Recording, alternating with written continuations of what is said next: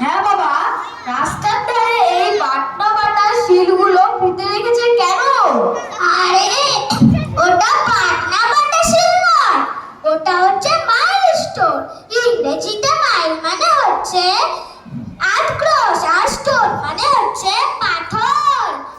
প্রত্যেক 8 ক্রস অন্তর অন্তর মাইলস্টোন সরকারের লোকেরা পুঁতে রেখেছে, যাতে বোঝা যায় এখান থেকে কলকাতা কত দূর। এটাতে কি সংখ্যা লেখা রয়েছে বাবা? ওটা 19। এটা তাহলে ইংরেজির 1 আর ওটা 9। হ্যাঁ, ঠিক বলেছিস। এই 10 এসে গেল বাবা। এই শূন্যটা ঠিক যেন বাংলার শূন্যের মতো। ইংরেজি অঙ্ক আমার সব শেখা হয়ে গেল বাবা। কি বলিস কি? একবার দেখেই? হ্যাঁ বাবা। আচ্ছা, সে হয়তো দেখা যাবে। নে রামা, ছেলেটাকে একটু সাবধানে নিয়ে চল বাবা।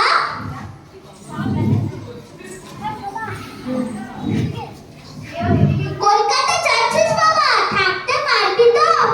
মন কেমন করবে না? হ্যাঁ বাবা, মা ঠাকুমার জন্য মন কেমন করবে? তুই বাবা, তারা লেখাপড়া শিখবি কিভাবে? এটাতে কি লেখা আছে বলতো খোকা?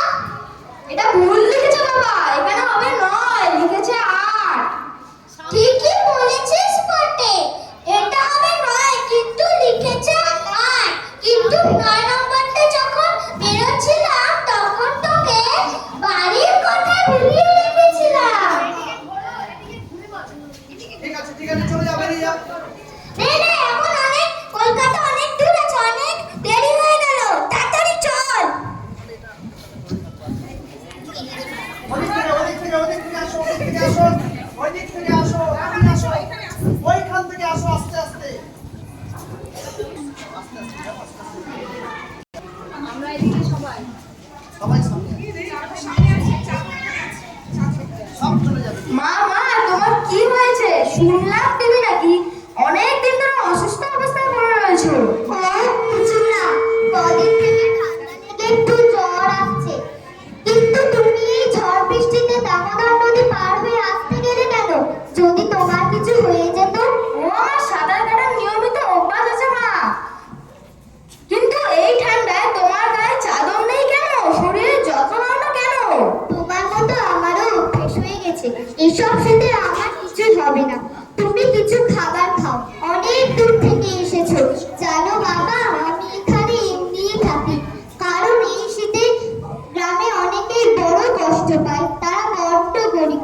ঠান্ডার হাত থেকে বাঁচার জন্য তো এদের কোনো মোটা কাপড় নেই, তাই আমি একাকী করে চাদর গায়ে দিয়ে থাকতে পারি বলো। তবে দাঁড়াও মা, আমি এক্ষুনি আসছি। একটা করে দাও।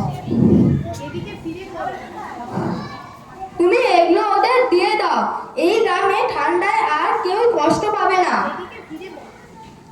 একটু সাইডে দাঁড়া, একটু সামনে তাকাও না, সামনে তাকাও। আমাদের দিকে তাকিয়ে না। স্টেজ দেখো আগে। আর এই সুন্দর শালটি তুমি গায়ে দাও।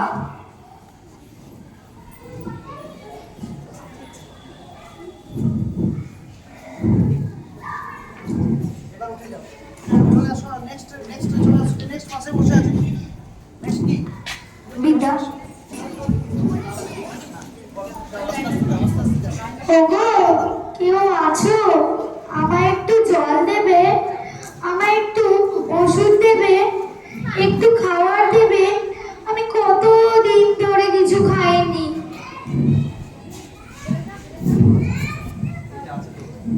এই বুড়ি, তোর সারা গায়ে ঘা, তোর গা দিয়ে দুর্গন্ধ বের হচ্ছে। ছি, তুই এখানে আছিস কেন? যা এখান থেকে, চলে যা।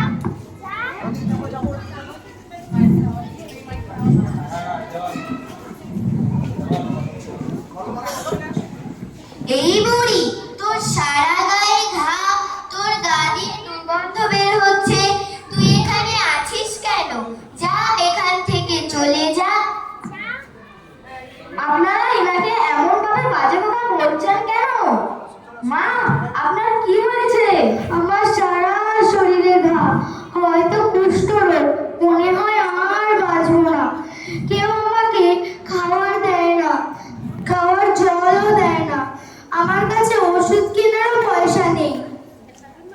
উষ্ণতাটা কি হয়েছে? সব রোগী একদিন না একদিন সেরে যায়।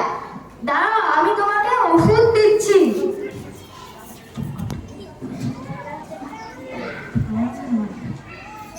এ কি করছো বাবা?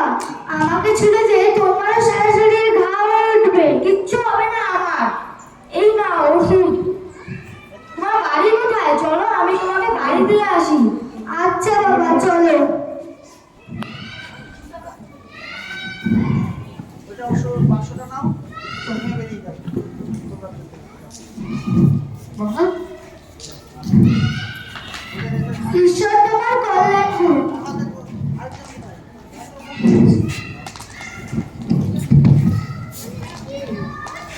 ওই মেয়ে কি করবে? একটা লাইন পড়ো।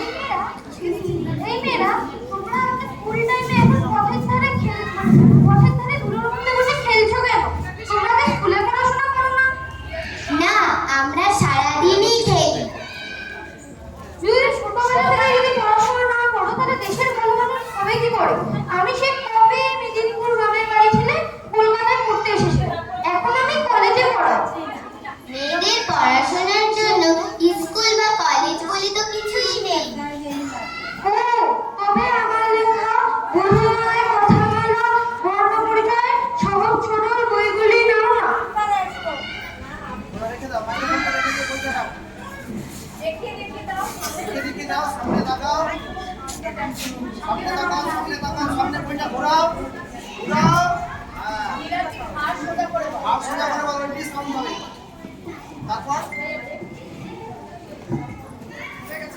তোমাদের জন্য আমি স্কুল নির্মাণ করব। কয়েকদিন ধৈর্য ধরো। আমি সাহেবের কাছে গিয়ে তোমার এখানে স্কুল নির্মাণ করানোর কথা বলবো। যদি ব্রিটিশ সরকার সাহায্য করে তাহলে ভালো, নাহলে আমি আমার সব টাকা পয়সা দিয়ে ও লোকের সাহায্যে হুগলি, কলকাতা সহ সব জেলাতে মেয়েদের জন্য স্কুল নির্মাণ করাবো। গাত্রী, এই গলাটা উঁচু করে বল। এই মেয়েরা, দেখো তোমাদের জন্য স্কুল খোলা হয়েছে। সামনে এবার বল না, ইনি বল না। এই মেয়েরা, দেখো তোমাদের পড়ার জন্য স্কুল খোলা হয়েছে। 36টি স্কুল আমি খুলেছি। এখানে শুধু মেয়েরাই পড়বে। তোমাদের মা বাবাদের বলবে কারোর কথায় কান না দিয়ে তোমাদের রোজ স্কুলে পাঠাতে। ঠিক আছে, আমরা প্রতিদিন স্কুলে আসবো।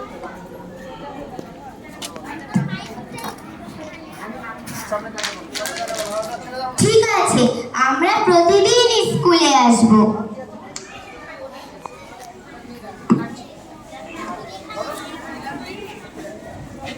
ঠিক আছে, তারপরে আরেকটা দিন। হচ্ছে না।